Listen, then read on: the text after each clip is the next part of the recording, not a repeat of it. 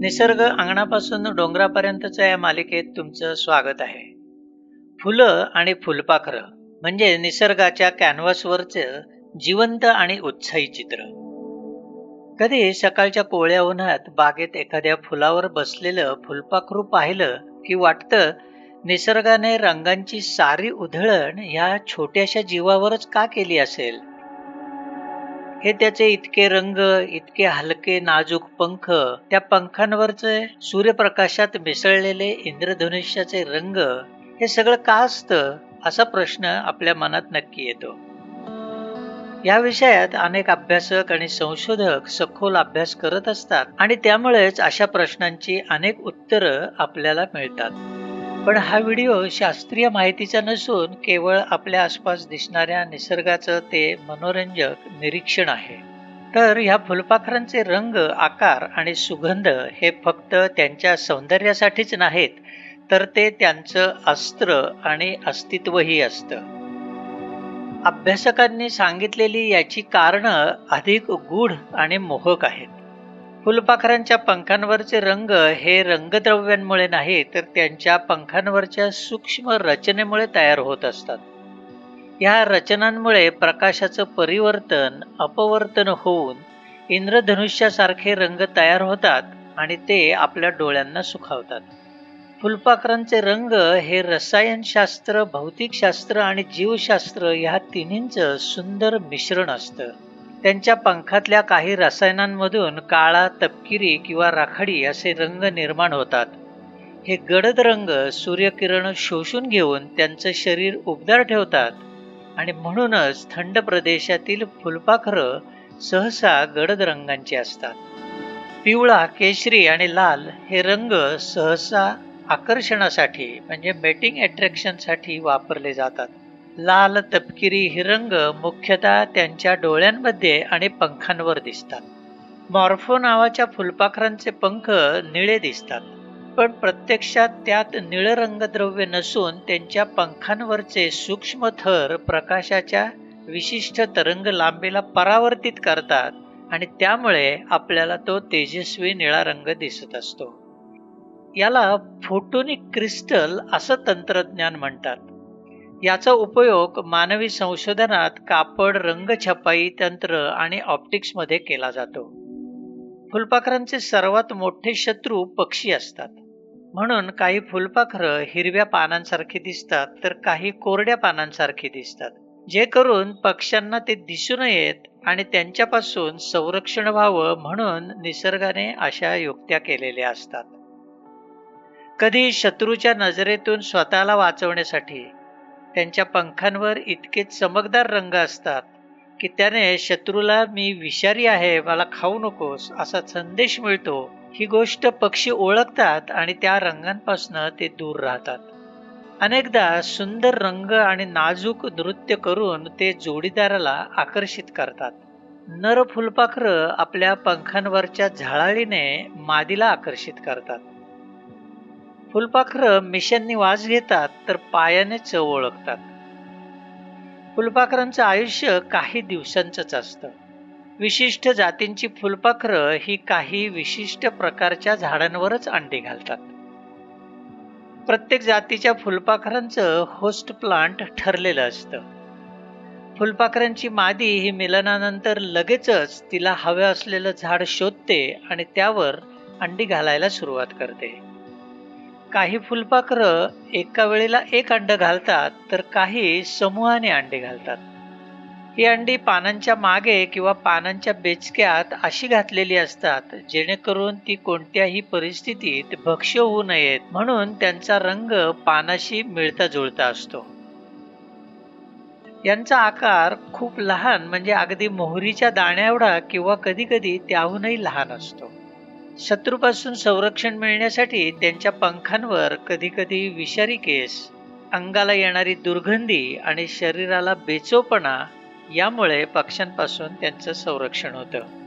काही फुलपाखरं पक्ष्यांप्रमाणे एका सरळ रेषेत न उडता कधी वरून खाली तर कधी खालून वर, कधी जोराने तर कधी सावकाश अशी अनियमितपणे उडतात. या प्रकारच्या उडण्यामुळे शत्रूला त्यांचा पाठलाग करणं कठीण जातं.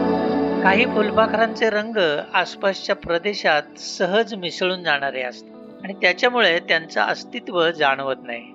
व्हॅनेसा या फुलपाखराचा रंग भोवतालच्या झाडाझुडपांसारखा असतो. होबो मोइया या फुलपाखराचा रंग ते आढळणाऱ्या नदी किनाऱ्यावरील रेतीसारखा असतो. कॅलिमा, मेलानायटिस, प्रेसिस या फुलपाखरांचा रंग आणि आकार वाळलेल्या पानांसारखा असतो. काही फुलपाखरं दगडातील अंधाऱ्या गुहांमध्ये पूर्ण काळोखात बसलेली असतात. या फुलपाखरांच्या पंखांवर घुबडाच्या डोळ्यांप्रमाणे दिसणारे आणि साधारण त्याच आकाराचे 2 टिपके असतात.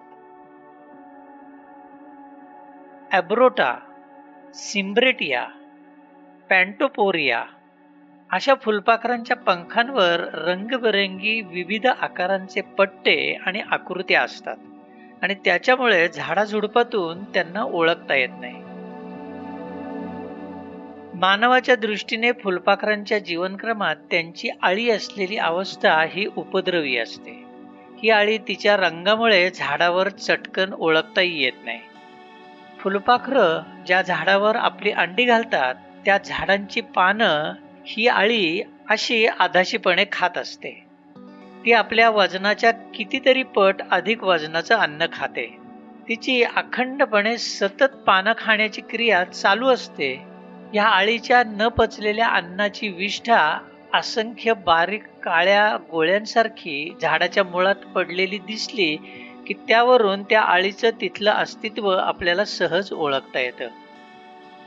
ह्या अळ्या फार उपद्रवी असून तृणधान्य, फुलझाडं, फळझाडं, गवत, साठवलेलं धान्य, कपडे अशा सगळ्यांचा अमाप नाश करत असतात. मेलॅनायटिस इस्मिनी ह्या अळ्या भाताच्या रोपांची पानं खातात. अर्गोलिस मेरिओनी ह्या अळ्या एरंडाची पानं खातात. युथेलिया गरुडा ह्या अळ्या आंब्याची पानं खातात. पॅपिलिओ डिमोलियस ही लिंबू, संत्र, मोसंबी यांची पानं खातात. अशा या अळ्यांनी पानं कुरतडून खाल्ल्यानं झाडाची वाढही खुंटते, पण कधी कधी ती मरतातही. पण त्यांची फुलपाखरं ही पूर्ण अवस्था माणसाच्या उपयोगाची असते, कारण हे फुलांना इजा न करता फक्त त्यातला मध खातात आणि त्यावेळेला त्यांच्या पायांना फुलातील परागकण चिकटतात आणि जेव्हा ते दुसऱ्या फुलांवर मध खाण्यासाठी बसतात त्यावेळेला हे परागकण त्या फुलांवरून दुसऱ्या फुलांवर जाऊन फलधारणा होते. काही फुलपाखरं चिखल, शेण, ओली माती, वनस्पतींनी पाझरलेला द्रव आणि मलमूत्र यांच्यावरही बसलेली दिसतात. यातून त्यांच्या शरीराला आवश्यक असे क्षार घटक मिळतात, म्हणून ते तिथे येतात. जगात फुलपाखरं आणि पतंग यांच्या अक्षरशः हजारो जाती आहेत. ब्लू मॉर्मन हे फुलपाखरू केवळ भारत आणि श्रीलंका या देशातच आढळतं. भारतात हे पश्चिम घाट आणि दक्षिण भारतात आढळतं. हे बऱ्याचदा शहरात अगदी वाहतुकीच्या गर्दीत सुद्धा आढळून येतं. या फुलपाखराला 2015 मध्ये महाराष्ट्र राज्य फुलपाखरू असा दर्जा देण्यात आलाय. या फुलपाखराचा आढळ भीमाशंकर अभयारण्यात बराच असतो. आता ब्लू मॉर्मन हे महाराष्ट्राचं राज्य फुलपाखरू आहे. आता महाराष्ट्रात आढळणारे हे काही फुलपाखरांचे प्रकार त्यांच्या स्थानिक नावाने ओळखता येतात. वाघ्या, काळू, भीमपंखी, भटक्या, गौरांग, सरदार, छोटा चांदवा, बहुरूपी, अक्कडबाज अशा सुंदर नावांनी ही ओळखली जातात. भारतात फुलपाखरांची सुमारे 20 उद्यानं आहेत. महाराष्ट्रात ठाणे इथे ओळेकरवाडीला, डोंबिवलीला MIDC परिसरात आणि पुण्यात सहकारनगर इथे अशी उद्यानं आहेत.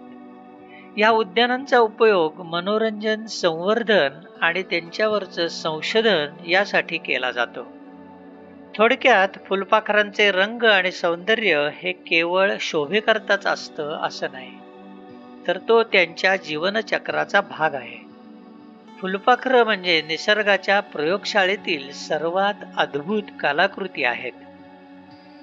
फुलं आणि फुलपाखरं हे दोघंही एकमेकांसाठीच असतात. फुलं आपल्या रंगबेरंगी पाकळ्यांनी, सुगंधाने आणि गोड मधाने फुलपाखरांना आकर्षित करतात आणि नकळत आपले परागकण दुसऱ्या फुलांपर्यंत पोहोचवतात.